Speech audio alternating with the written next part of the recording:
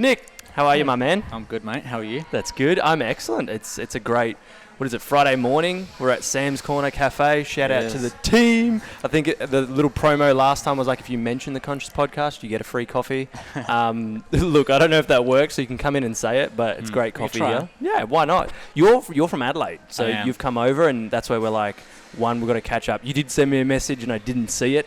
And then you're like, Carlo, I'm in Melbourne. And I'm like, oh man, because last time I came to Adelaide was November or December. And we tried. I spoke at your event and then we didn't have time.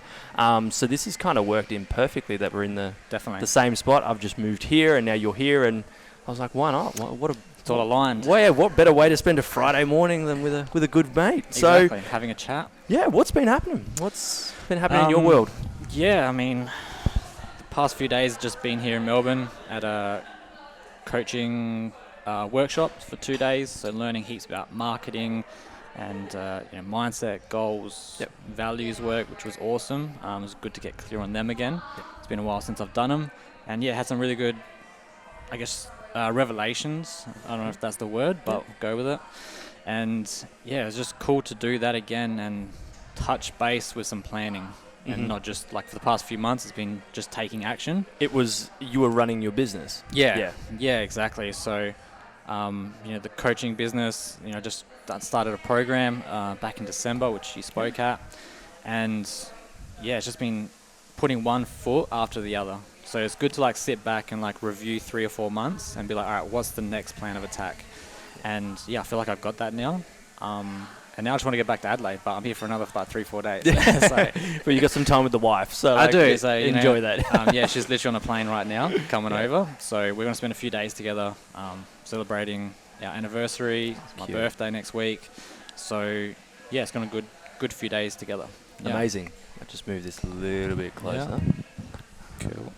As listeners will know, I'm loud. So, I know a bit about you because we've caught up a couple of times and we've known each other on social media for a while. But I don't know too deep about you. Like I try and probe as much as I can, but I knew you were coming on, and that's where, for me, I don't like to know too much about you because now I can actually dig for stuff. So for the listeners and for myself that don't know too much about you, can you give us a wrap-up of your life from start to where you are now and everything that you do now? Cool. All right, let's go. So, about to turn 30 in a few days' time. Really looking forward to it. What's the date of your birthday? 2nd of March. There you go. My sister's birthday is the 2nd. Really? So. I know so many people born on the 2nd of March. Yeah. One of my best friends in primary school. I think my godmother, she was born on the 2nd of March. Yep. John Bon Jovi, 2nd of March. There you go. Yeah. Favourite band. So about to turn 30, grew up in Adelaide, fairly traditional Italian family and culture background. So, basically throughout high school, pretty shy-ish kid, had friends, great friends, still got them today as well, like still got a really good group of friends around me. And then out of school, didn't really know what I wanted to do. And, went to uni for 6 months, wasn't for me. Went to TAFE, finished a diploma, I think it was, in like remedial massage because I wanted to. I've always enjoyed the body and like physical activity, so I wanted to do something like that. I laugh because I did that too. Oh really? So many similarities between us, man, like crazy. Well, hang on. Also, before you go on, where's your family from in Italy? Naples, or just outside. You're not Calabrian with that last name. How crazy. Wow. Okay. Keep going. Probably like 100, 200 years ago, maybe my family migrated across the border. But, I get that a lot. Interesting. It is. Went to TAFE, finished TAFE, never actually worked as a massage therapist at all. It's a good certificate to have. Yeah. I don't know where it is. Then it was like Christmas time, and I was like, well, I had a job at the time, just working in a kitchen, and I was like, let's get another job for 2 weeks over Christmas. My next door neighbour worked at a coffee roaster, and literally was only meant to work there for 2 weeks. I stayed 5 years. So I'm not sure if that's happened to yourself, where you just kind of fell into a job, and then you're just like, stayed there. And coffee, like, is still, like, I love coffee. It's a passion of mine. Yeah, and then I just kind of went up the chain, I guess you say. Like, started in the warehouse, deliveries. Then, you know, I think they saw value in me and, like, how my work ethic and drive. And they said, and I said, like, I was going to leave. I was going to, like, study naturopathy or something else because I was still, you know, 21 at that time. And yeah, they're like, no, you're not leaving. So literally the next day, like, all right, you're going to be put in this department. You're going to learn how to roast coffee. You're going to be part of the production team and all that. I was like, all right, cool. That's exciting. And then, yeah, just kept going along with that. And then, like, 2013 happened, 2014, around that time. Just had, like, a really shit 6 months. Like, I'm sure everyone goes through. Yeah, a period of time where things just fuck up. And, like, you know, lost 2 grandparents. You know, come from an Italian background. You know, they're the ones that migrated in 50s and 60s. There's a lot of respect for what they've done. So, you know, there's that loss there. I had a knee reconstruction, so couldn't work for 4 months because of the physicalness of my job. If I had a desk job, would have been fine, but because of the work I did, so couldn't do that. Girlfriend of 6 years broke up with me the night before I had surgery, so that was interesting. And I kind of realized this the other day at the workshop. I think I put a lot of my self-worth attached to that relationship, and that's like over that period I was like lost, you know. And it was, I don't know how, but it was in this time where I found my first self-help book and personal development book. It's called The Aladdin Factor by Jack Canfield and Mark Victor Hansen. So they did like Chicken Soup for the Soul and those books, but somehow I found this book. I think I bought it on like eBay, read this book, and all of a sudden it's talking about, you know, you can have anything. You can write something down and it can happen. And, you know, law of attraction, goals, vision, all this stuff. Things which are so new to me. Like, hadn't even thought of, like, I had goals, but not really. They were normally like the financial goals or work goals. Yeah, exactly. Yeah, I want this car, I want that. And read that book, and I was like, it was talking about like coaching and mentoring, stuff like that. And I was like, all right, maybe I should do something else. So quit my job. Went and actually worked for another coffee roaster, but smaller, had more impact. Part of an actual team and family. It was really like amazing. Did that for a couple more years, and I think I just proposed to my girlfriend or fiance, now wife, and I was like, I have to get clear because things were happening like at work, and I just didn't want to do it anymore. I didn't see myself in 20 years' time doing the same thing. Yeah. So I went and saw a coach, found an amazing coach in Adelaide, and yeah, like he started, you know, he's very much in like NLP and a lot of these coaching methodologies, and I started like reading up on it, and I went into a session, and without even saying anything, he's like, oh, Nick, you want to become a practitioner? Like as in a coach or a facilitator. I'm like, what do you mean? He's like, haven't you been like looking up like NLP and all these things? And I'm like, how does he know that? And I was like, yeah, like I've got an interest in it. Like I've just been doing some reading and, you know, download an app and like and all this stuff. And I was learning about strategies and anchoring and all this cool stuff. And that was a seed. Like that was literally the seed to seek out more information about coaching and what I can actually do. And yeah, fast forward maybe like 12 months, the opportunity came where I can go and study coaching. And yeah, here we are like probably 3 years later with the coaching business. Yeah. That's like the pretty short part of it. Yeah. But yeah. And I'm sure there's so much more in that we're going to unpack anyway, because there's so many things I want to ask about in this. And I think one of the main things that stood out in that was, for a lot of people, they may come to that point where, and I've been there, where you're in a job and then you realize there's something else, and taking that step is probably one of the hardest things. Yeah. You went and sought out a coach. How did you even how did you know to go ask that person? I still remember I was in my room and I was just on my laptop, and I think I searched like Adelaide coaches, something like that. And I was like, all these names came up. Yep. And found this one. He had like a nice website, and literally just put like name and number in something. And like the next day I got a call from him. And yeah, he's like, yeah, just come, like, let's have a chat for like half an hour, see if I can like help you in any way. Yeah. And yeah, did that. I think I maybe had like, I probably worked with him over a year, I would say, wow. 12 months, like maybe like 10 or so sessions. And just, yeah, talking about, inner child stuff, confidence, self-esteem, and, goals and taking action. Yeah. That was the main thing. And yeah, literally I just started to take action. Like, that was it. I would just get the ball rolling. And yeah, I think, it's funny, like, that's probably the past 6 months of my coaching business. That's what I've been doing. I've just been taking action. Yeah. And things have been happening. So looking back now, it's no wonder things were happening because I was taking action. It's the times when we procrastinate and we don't do things that nothing happens. Because life will go on without us. We're just going to be still. Yeah. Whereas we're taking action, then we're moving along with life. So yeah, to answer like your question, how did I know how to find a coach? I didn't. Yeah. I think I read it in the book maybe, and it talked about coaches and mentors, and I was like, all right, maybe I got to speak to someone. Yeah. And I think I went to him predominantly for clarity around direction, what I wanted to do. And so you didn't, you wanted to do something else, something more fulfilling than the jobs you were doing. Yep. But you didn't know what direction to take. No idea.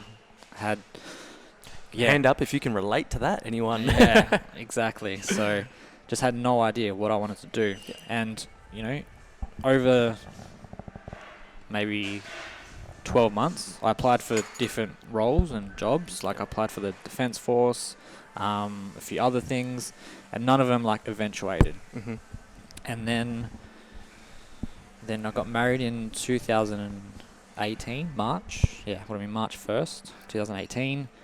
Quit my like coffee job literally the week before. So quit my job, got married, went on honeymoon, got back and was like, all right, I need to obviously, I know I was coaching at this time, but obviously not making money. It was just really diving headfirst in study. That was my main priority.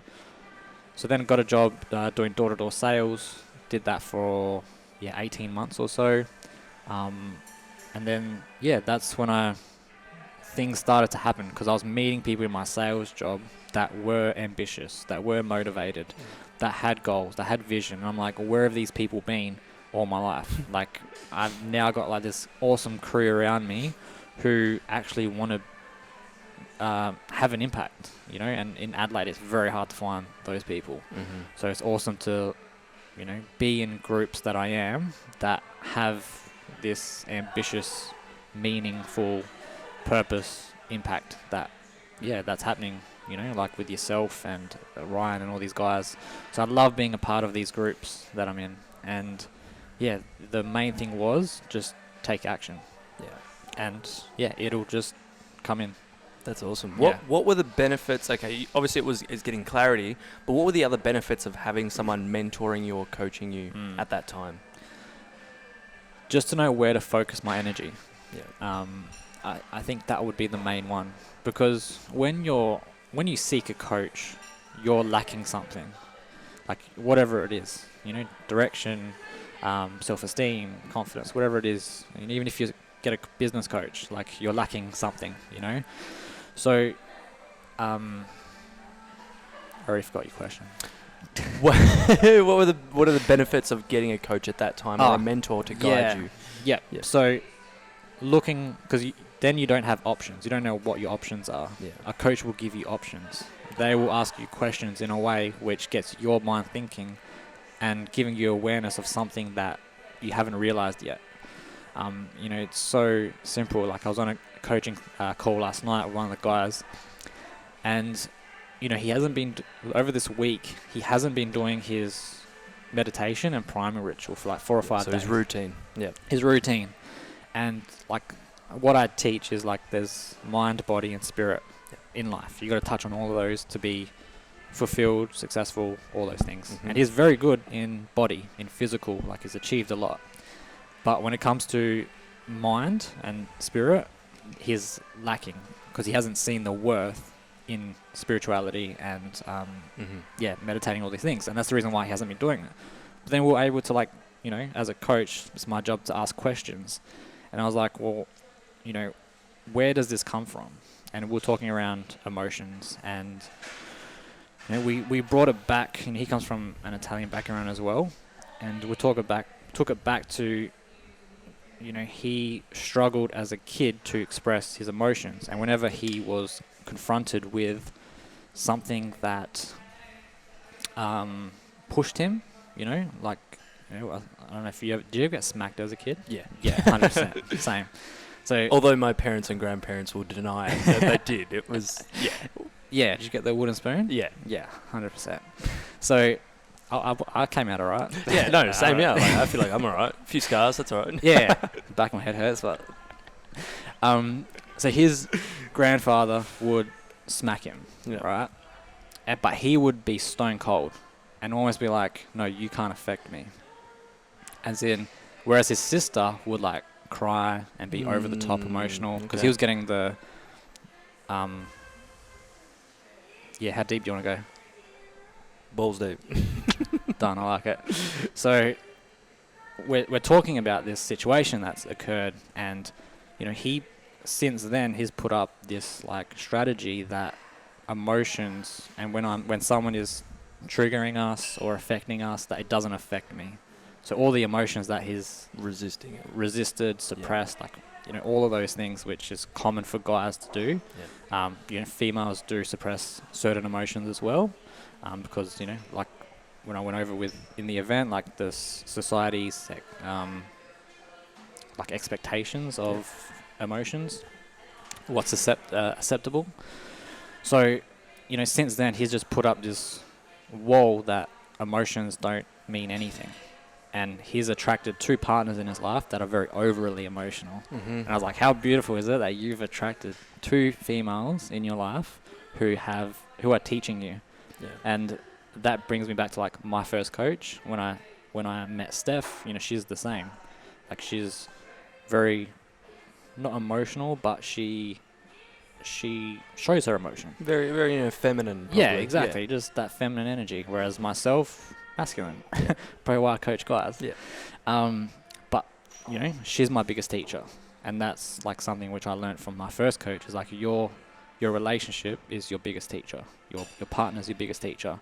And this guy last night had the realization that, you know, he's got these wonderful women around him that are very feminine, and they've all show their emotions, and he's the opposite. He can't relate. And I said to him, like, you know, we just did some questions, some working through it. And, you know, I said to him, like, what's now available to you that you can be a bit more in tune with your emotions in your relationship? And things like intimacy come up. Yeah. Intimacy, you know, understanding, empathy, have a bit more of a closer bond, that when his partner's going through something, that she will feel understood and validated and appreciated. Yeah. Not just like, oh, you're crying, I don't know what to do, you know? Go deal with it. Yeah, that's yours. Yeah. So, yeah, now that he's got that understanding and realization, like, he can start to move forward. And that was like where I was like 3 years ago. Yeah. And even last year, like, I did a lot of emotional work with the coach, and that's how now I can help my guys, obviously. So, yeah, that's... Yeah, the benefits of having a mentor and a coach, because maybe he couldn't... I think for me, like, I believe the same things, and that's why I've always invested in a coach or a mentor, because there's only so much that I can see, and I've got my beliefs, and we break our own limits, but then having someone come in and be like, but why do you believe that? Yeah. They can help you unlock even more. If you didn't help him understand that, he probably would be so limited in how much he could connect with his partner, with the women around him. Yep. It's... I heard it the other day where it's like, if you want to get results in your life, and not results as in like a money result or whatever it may be, in the gym, you go to get results, which is fitness and health. And maybe you want to lose a few kilos, or maybe you want to gain muscle. Yeah. You can go in and show up and flap around with some weights like I used to do for the past 10 years Yep. and not get a result because there was no plan and I wasn't doing things right. That's why I had injuries. And that's why I was finding I'd always hit a wall because I'd injure myself and I have to stay out for 2 months to recover. Now that I have a PT, it's like they help you get there quicker. Yeah. They show you not a shortcut, but a more direct route to here's what to do to get the best results.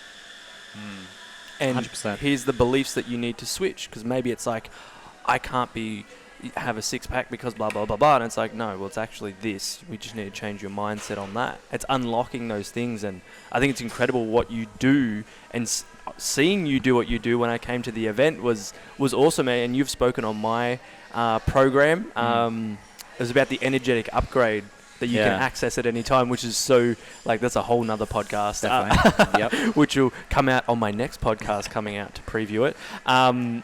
But yeah, it's so crazy. The other thing I wanted to touch on is you said you did your values again, which I think is such an important task to do, something I love teaching. What? I know what it is because I've seen it on your story, but what's one that came up that you weren't really aware of before? Yeah. So I did my values 15 months ago with a coach, I would say. And funny enough, I'm actually meeting her today, the same coach, right after this. So that's funny. And what came up then was like wisdom, spirituality, wealth, all these things. And 100% they're like my life values, but they're not what's driving me right now or what's driving me that has driven me. And, values are how you make decisions. So when I was like writing them out, and the ones that came up were growth, financial security, and competition. And how competition came around was, if I look at the precursor of that, there's significance, recognition, and uniqueness. That was another word that came up. And I said, well, I know what drives me, like in my sales jobs that I've had. Like when I was doing door-to-door, what drove me was to beat the guy that I was with, to make sure I got more sales than him. And to make sure my name got read out the next day at morning meeting in Reco. Like that was what my priority. That's what drove me. It wasn't money. It wasn't anything else. Like it was literally just to get my name read out in the office. So that was, recognition, significance. And then I think further back in my life where I've played like games and sports and board games, like I'm a good loser, but I'd rather win. Like if I lose a game, I'm not talking to you for like half an hour. But, I'm not going to get physical or anything. And remind me not to play Uno with you or something. No, don't bring out the cards, definitely. So I know that competition drives me. Same with the sports I play. I've played soccer, which is a team sport, but my main sport is squash, and I've been playing it since I was like 10. And it's obviously a solo sport. It's me against my opponent. And even like now I think of it just me against me. Like it's me against my skill level, me against my fitness and experience. So they're all things which have competition. And like now I can utilize that value to drive my work, to drive my decisions, like to get out of the bed in the morning. Like I catch up with Dylan every fortnight in Adelaide, and he's a fellow coach, and we always have like action tasks that we do, and like I want to make sure that I get mine done, and he doesn't. Not that I wanted to win, like obviously I wanted to win, but I want to make sure that I just live up to that expectation. So now moving forward, like in my business, I can think, all right, well, how can I make this a competition against myself, against other people? That's really what drives me, and it's awesome to have that value available to me now. It's awesome. It also keeps you accountable. I think that's something that me and one of my good friends, Owen, we used to call each other every weekend and be like, how did we go with the week? What's our goals for this week? And if we don't do it, what's going to be the punishment? Maybe we have to send money to someone we don't like or something like that. Like something that's like, we don't want to lose this thing. But what's going to keep you accountable? Are they going to be driven by the benefit of it or the loss of it? And that accountability was competition because we're like, who's going to stuff up? Who's going to not do it? But because we had each other's back and we were like calling each other out, but calling each other forward, it was so valuable. And I've seen that in my programs, and I'm sure you have too in yours, that when you've got people keeping you accountable, it's a little bit of pressure, but it's like you don't want to not show up because then you're not showing up for you or for the people in your tribe. Yeah. Which feels shit. Exactly. Is there healthy competition? Yeah, definitely. Yeah. Definitely. There's, like, I think maybe there's like a negative association with competition. Like, because if someone has to win, then someone has to lose. Yeah. But, I think everyone can win. It's like, that's the whole point of like having an abundance mindset. Yeah. Like, I know you can win. I know you can have as many clients as you want. I know I can have, like we were talking about this before, like with some other coaches. Like, I will give people to you. I'm sure you'll do the same to me. Like, it's just, but there's so many people in the world. How many people are there? 6, 7, 8 billion? Something like that. I can't coach everyone. Yeah. Like, I'm sure you can't coach everyone. Like, Tony Robbins can't coach everyone. Like, there needs to be, like, leaders in the world. Like, it's simple as that. And if everyone took responsibility and they took leadership of their life and everything they do, their actions, behaviors, like, imagine how different it would be. So, yeah, in terms of, like, competition, yeah, it's definitely a healthy competition. Yeah. For sure. I remember that quote. It always comes back to me is, if you want to go far, no. If you want to go fast, go alone. Yeah. If you want to go far, go together. Yep. And together we are stronger. And like in my program, you came on, and to the guys in there, it's like, if you resonate with Nick, go do his stuff. It's like most of the guys have gone on and now doing a program with one of the other guest speakers. Yep. And to me, that's amazing because they resonated with me at this point. Now it's the next level for them. And it might be something that I can't facilitate. Why would I not want them to go to you or to someone else? Yeah. Like, there's, like, if I'm got, like, I know what I'm good at. Yeah. As simple as that. Yeah. Like, I know what I'm good at. I know. Are you good at everything? No. Yeah. Good No. realization. No, not at all. So, like, if I know I'm not good at something, I'll refer people on. Yeah. 100%. Like, I literally, when I first meet someone and we have, like, a quick 10-minute call, I frame it from the beginning as like, look, we're going to have a bit of a chat now.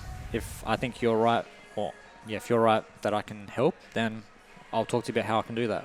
If I don't think I can help you, then I'll hand you off to another coach that I know, refer you on, give you a book, a resource. Like, I'm not here for, I don't know, to sign up everyone. Yeah, like, I can't help everyone. Yeah. Like, simple as that. So there's so much genuineness in that, but it's also knowing your strengths, but being, I guess it is genuine. Being genuine to them and going, if I can't help, it doesn't align for both of us. And I think that's a massive thing when I released my program was, if it didn't align for them, if they answered this certain question in the application and it wasn't what my, I guess, ideal person was, this isn't for them. And that's okay. Yeah. A lot of them got offended by that. And it was like, that's fine. There's so many other people that can help you at whatever stage you're at. Yeah. This is designed for this point. Yep. Yeah, I watched the video last night from another coach, and he's talking about he only takes on like A-class clients, and how he breaks it down is he's got 10 rules, I guess you can say. Like, these coaches have to, the people that he brings into the program, they have to take accountability for their actions. They got to take massive action. They got to, be fulfilled in their work. They have to be making an impact, and all of these things. And they're the only people he works with. And he rates like clients out of 10. And if they're above an 8, he'll work with them. If they're like, if they're a 9 and 10, he'll work with them. If they're, I think 6, 7, and 8. They're like B-class clients or future clients. And he's like, it's up to you whether you want to work with them. And then C is like something else, and then D is something else. Yeah. But yeah, it's like, I only work with the guys that are actually going to take action. Yeah. And show me before they work with me that they're willing to do that. So, yeah, simple as that. Which is powerful because like I was saying, it means that you're running a genuine, authentic, can't think of any other words. There's a word there, but it's not coming out. But Like congruent? yeah, Kind of. but you're not just trying to sell everyone to make a lot of money. Don't care what you get. It's like, no, you're trying to make the biggest impact you can. And that's something I really want to touch on, is that coaches and mentors, there are some that are the shonky ones that just try and sell as much as they can and give you a half-assed course. Yep. But I know from you, and I'm going to say from myself, is that I actually want someone to leave after the 6 weeks and have a transformation that's changed their life. Yeah. That they actually gain so many skills and clarity on everything they want after that time. And that's, man, there's so many benefits of having a mentor in your life. Would you say you're living your purpose? Good question. I think now I'm starting to learn what it is. Yeah. And it's just going to be a process. Like, I think I'm just on the, like, I've never been sure of myself. So I've never known, like, from a young age what I'm going to do. Yeah. I thought I did, perhaps, but it never eventuated. So now I'm, like, of the opinion that my purpose is just to keep showing up, taking action, accepting things which I know will push me forward, which stretch me. That's, like, my purpose. My purpose is, like, my values, growth, security, competition. And that's what's going to drive me forward. Definitely think your purpose changes as you go along as well. Like, it's not where 12 months ago I was coaching different people. I was coaching in, like, career and other personal stuff. Now I just work with men because I know that that's going to serve as many people as I can over the next few years. Like, that's my approach. Yeah. So, but when I'm 40 in 10 years time, my purpose will probably be different again. And 50 will be different again. So I think as long as you're just have that awareness that it's going to change, and as long as you just keep showing up and being your best self, and you're on the path, whatever your path is, then yeah, that's your purpose to me. Yeah, I love that. What is success to you?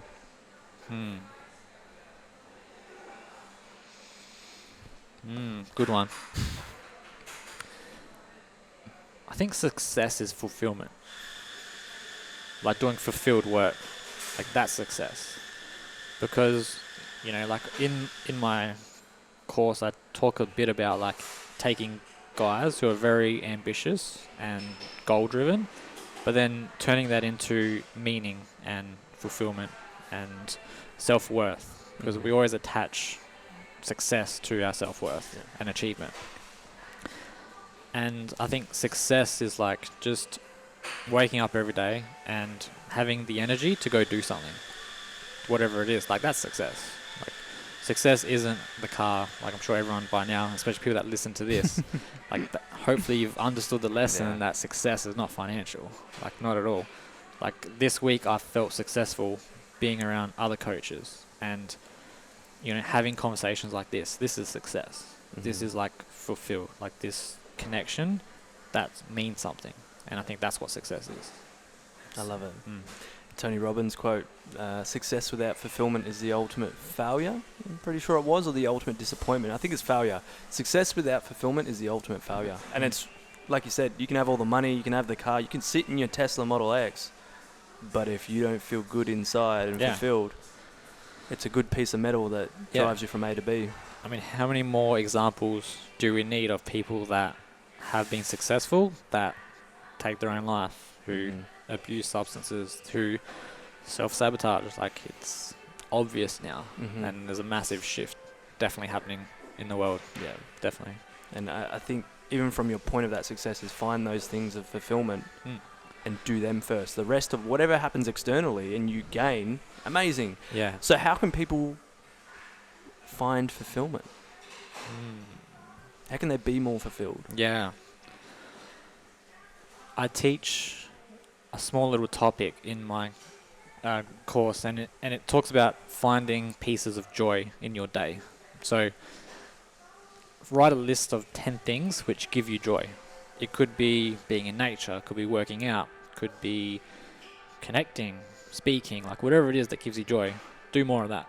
Because if you live in that space of joy, more things will happen. If you're in a sales job and you hate being on the phone, then there's fear there. There's all these emotions that are unresourceful to you. So you're not going to be fulfilled in your work.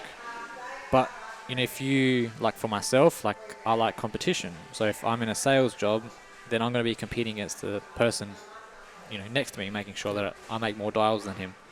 Then that'll give me joy because I'm living in my values. Yep.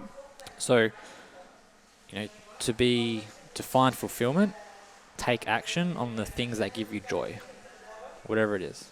And then if you can consistently live in that space, then you'll just raise your energy level, your vibration, whatever you want to call it, and more things will happen for you.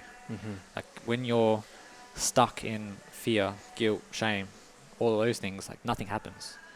Whereas when you're stuck in joy and peace and love, then that's when things happen. And that's when you attract good things in your life. So I wish we had a visual representation of the scale that you teach. And what is that scale? The emotional vibration frequency chart. Yeah. Yeah. So and like you were just saying before, the ones at the bottom are so shame, guilt, fear. Then halfway there's courage, acceptance, willingness, desire. And even like anger's in there as well. Yeah. So anger's like in. Oh god, I can't even think now. I don't know the hertz that you were saying, but I remember seeing that and going, hang on, why would that be there? Your explanation was... So there's like different... I'm trying to think of... the motivators that... Yeah. So anger can motivate us, but it motivates us from fear. Yeah. So it's on the lower end. So it's on the lower end. In the same way that desire is like halfway, because when we desire something, chances are we're thinking that what we're desiring will give us something. So something external to us will give us acceptance. Like an attachment to something else. Yeah, an attachment to something. So that's why it's only like halfway. You can still use those to like propel you forward. In the same way when you're scared of something, that can either move you towards making change or not. So you can use anger to make change as well. Like you just have to use it resourcefully. Yeah. Don't go punching a wall. I can't punch a wall, that's fine. But as long as it's not going to be good fuel moving forward if you're punching a wall every day to be motivated. Exactly. But if you use that anger to go to the gym and do resistance training, go do it. So I think what's higher up? What's the vibration of like the higher up is peace, love, joy, enlightenment. That's gratitude. Yeah, gratitude is up there forgiveness. With like purpose and reason. And just I think probably the biggest one for me was acceptance, because once you accept where you're at and you're like, you know what, this is my life, this is what I look like, this is my position right now. Who I am. This is where I'm at right now. Yeah, definitely. So once you realize you can accept that, then you can move forward. And if more people live like, just accept where you're at. I think it's just as simple as that. Because more often than not, we don't. We're like, we desire something. We're not good enough to have something. It's like, I can have it. I just don't have it now, but I'll have it in the future. That's acceptance. So if more people just lived there, like it'd be so much different.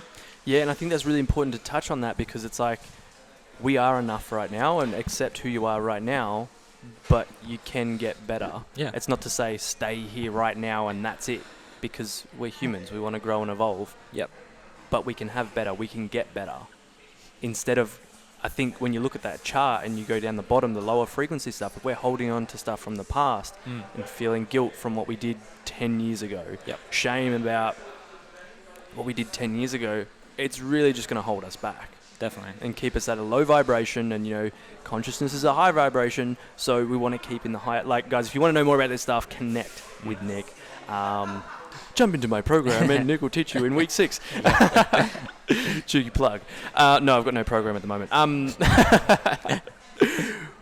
Going a bit deeper, Yeah. what is the worst thing that's happened to you, and how is that the best thing that's happened to you?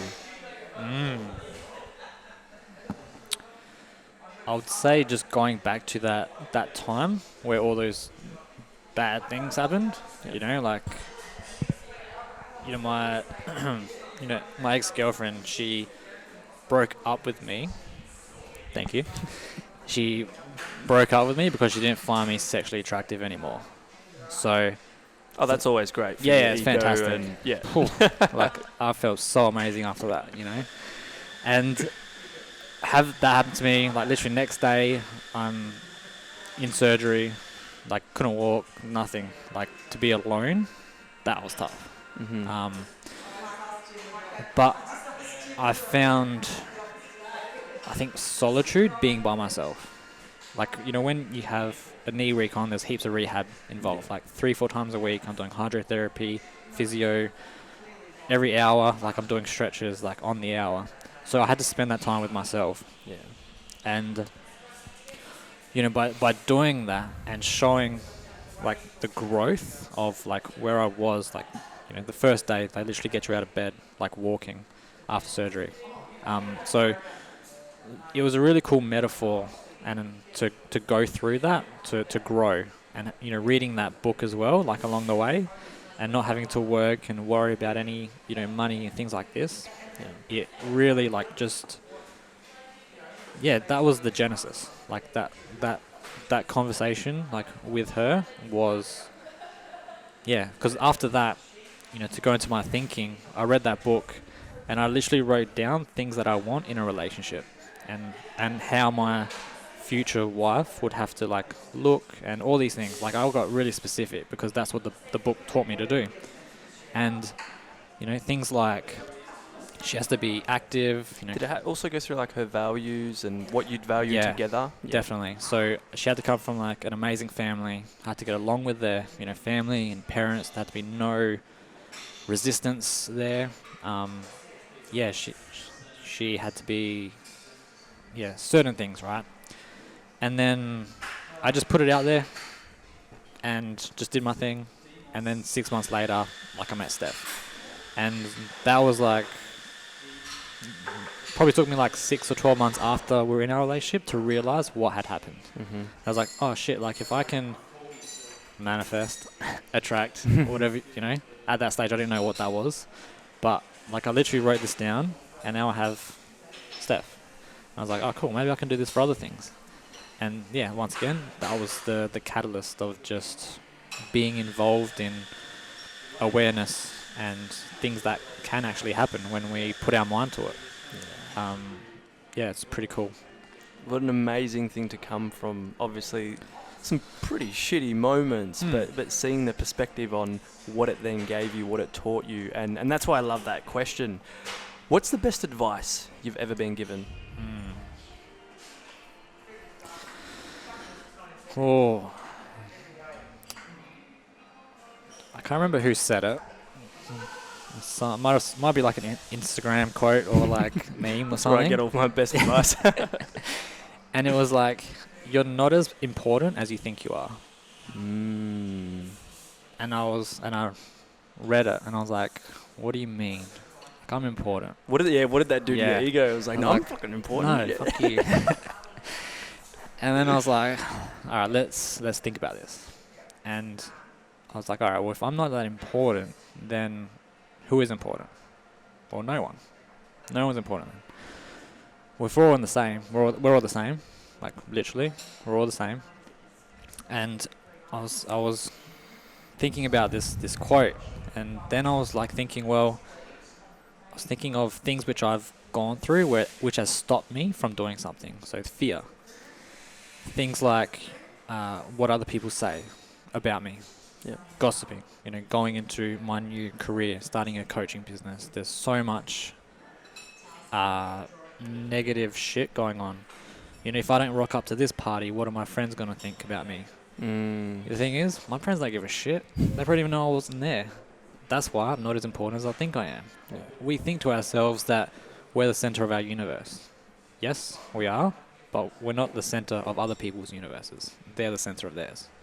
So when you lose that expectation of, I think the quote is like, expectation is a thief of joy. Same as, or comparison, one of the two. But, you know, when we expect that we're a certain way and then we don't live up to that standard, then we feel those negative emotions, fear, shame, guilt, all those things. Whereas if we're thinking to ourselves, well, I'm just going to put this out there and see what happens.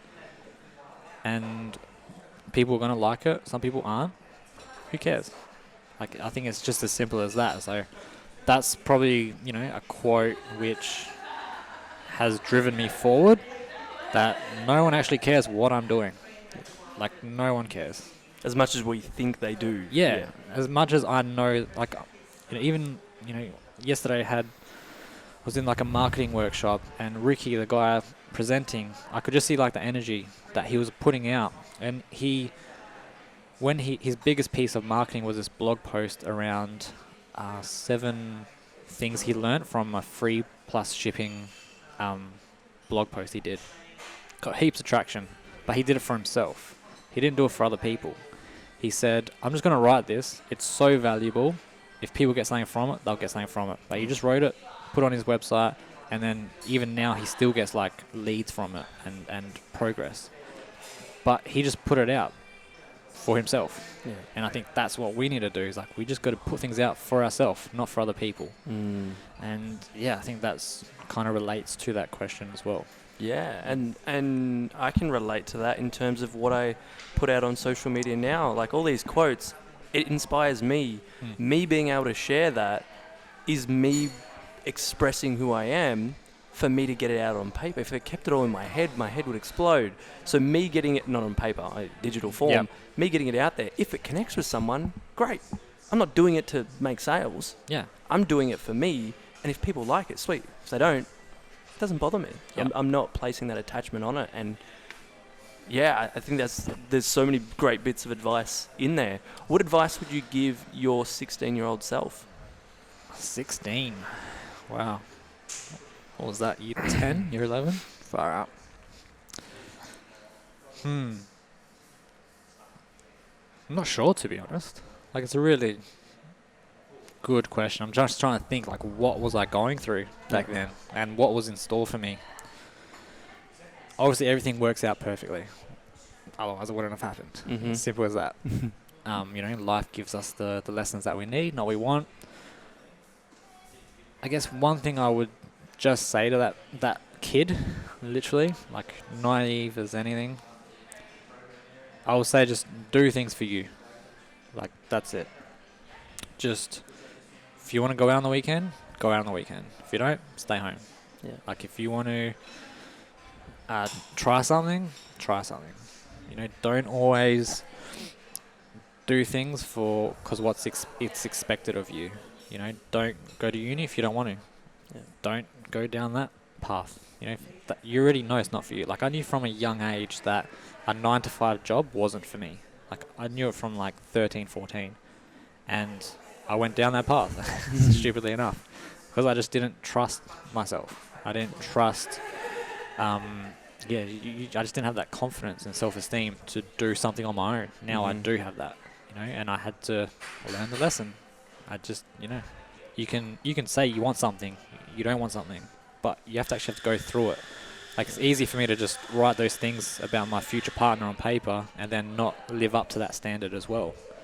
So what I would tell, you know, that 16-year-old self was just do things for you. Like, don't live up to other people's expectation of you. Live up to your own expectation of yourself and standard. And yeah, just take action. 100% take action. I love that. How can people find their purpose?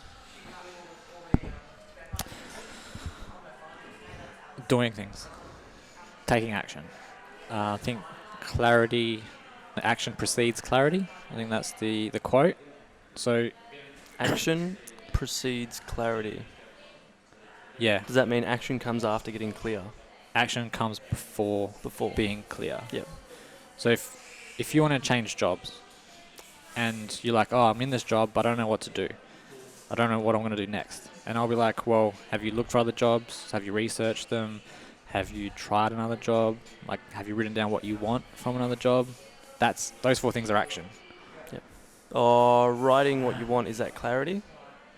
Yeah, that would be. Yep. It would be. But it's also doing something. Then you got to go and do it. Yeah. It's like, law of attraction. You have to write it down, then you got to actually take action steps. Action is in attraction. Yeah. Same thing. That's great. What do you mean? I thought it'd just sit here and it just happens if I just say I want it. Don't I just say, like, I want a Ferrari? And then just shows up. Yeah, exactly. Oh, there it is.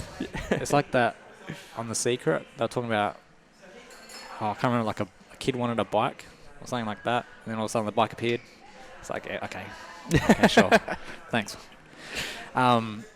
So how do people find their purpose? Taking action, doing different things. Yeah. Like, if you don't know what you're going to do, just trust that you've got and have that belief in yourself that whatever I do next is just leading me on my path to my purpose.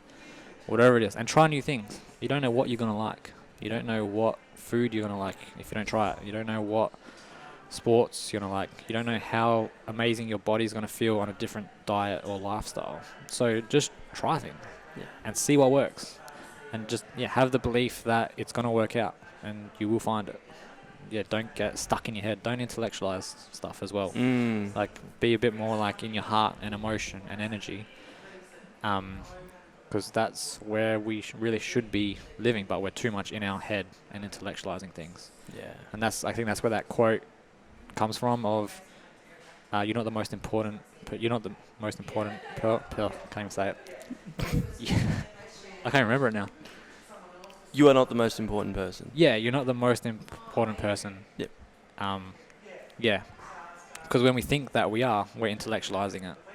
We're in our heads. Like, you are important, but you're not the most important person in the world. In the grand scheme of the universe, we're like tiny. Yeah. We can make an impact, don't get me wrong. Like, we can 100% make an impact, but don't let the fear of don't let that fear stop you from taking action. And that's what I would say where purpose comes in. Just take action. Yeah. It's the biggest thing. Amazing. What does it mean to be conscious? Conscious for me means awareness. It means ownership, accountability, responsibility. That's what, like, conscious means to me. For someone who's unconscious, they blame their victim mentality. They're, living below the line. I really feel like when you're conscious, you're stepping up. You're raising your standards. You have your own expectations of yourself, and you live up to them. I think that's what conscious is like just constantly that pursuit of growth and being the ultimate version you can be. People that, are stuck in that 9-to-5 race of, just ticking over every day. I don't feel like they're taking responsibility for their life. I think they've, like myself, who just, I got that job at the coffee, and then I just fell into it. I stayed 9 years in the industry, and like that was me not taking responsibility for my life. I wasn't conscious. Halfway through, I got a little bit conscious, but even then, like, it was just testing me, like, to step out, like to be seen, grow. That's, like, for me, conscious is just having that bit more awareness of that I'm more powerful than I can, or that I am right now. That, for me, that's what it is. Whoa. This whole episode, there's just so many little nuggets that I'm like, I'm going to clip up so much of this. That's awesome. Which I always expected was going to happen because of your energy and your vibe. How can people connect with you? How can they see your programs, your stuff, your wisdom, all of that? Yep. Pretty simple. Just add me on Facebook or Instagram. Men's Mastery. That is the business. Honestly, just message me. Like, I want to meet everyone. I want to see as many people as I can. And if we connect, awesome. Yeah, simple as that. Sweet. And I think that's a big thing for us, especially as coaches and mentors. We want to connect, and not even if you're just a client, but like even take a screenshot of this, put it up. If something's resonated with you in this, or something that Nick said has really sparked value, reach out and tell him. Like, the links will be in the show notes, everything to connect with Nick. And, I only bring people on the podcast that I really connect with and I see so much value in. And that's how I kind of wrap everything up now, is by saying, thank you for your time and your wisdom. And it didn't work out the last time that we had time to record one, but I know that this was, whether it was perfect timing, it was aligned. It was alignment. And I loved how you shared so much stuff that I didn't know about you, but so much stuff that was so deep that I know will resonate with people. And that your energy, but your drive to impact people's lives in a genuine and good way is so admirable. And I'm so inspired from this conversation, from you, and you know that because we connected because of that. And man, I'm so grateful for you and for being connected with you. Thanks for this, like, giving me the opportunity to be here. And the people that I meet through you is awesome. Like, you're building such an amazing tribe of like cool, young, ambitious, meaningful people. Like, that's awesome. That's great. That's what we need more of. Simple as that. Thank you so much. Well, guys, like we said, if there's anything that resonated, make sure you reach out. Make sure you screenshot this. Go leave a review. We want to know. We want to know what you liked. Go follow Nick. His stuff is incredible. If you resonate, work with him. That's awesome. And I think by sharing that and sharing your value points, it gets it out there to more people, and it might impact their lives as well. So until next time, guys, peace.